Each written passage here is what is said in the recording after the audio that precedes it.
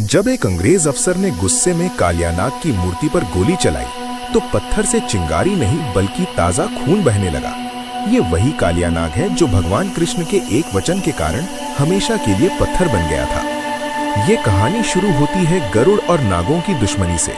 पक्षीराज गरुड़ नागों को खा जाते थे। उनसे अपनी जान बचाने के लिए कालियानाग पूरी दुनिया में छिपा, लेकिन गरुड़ हर जगह उसे ढूंढ लेते।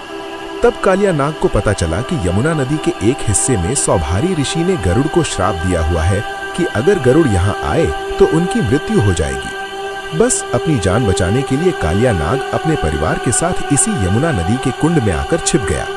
लेकिन कालिया का विष इतना भयंकर था कि यमुना का पानी काला और जहरीला हो गया। उस पानी को पीकर गाय और पक्षी मरने लगे। जब नन्हे श्री कृष्ण ने ये देखा तो वे अपनी गेंद लाने के बहाने यमुना में कूद पड़े। नदी के अंदर श्री कृष्ण और कालियानाग के बीच भयंकर युद्ध हुआ।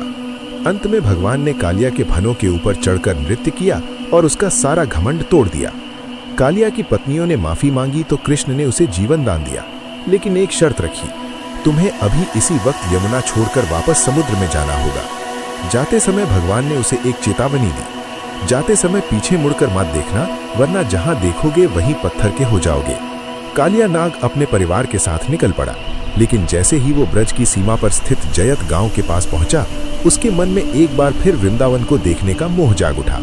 उसने सोचा एक आखिरी बार देख लूं, और जैसे ही उसने पीछे मुड़कर देखा, श्री कृष्ण के वचनानुसार वो तुरंत वहीं पत्थर की मूर्ति में बदल गया।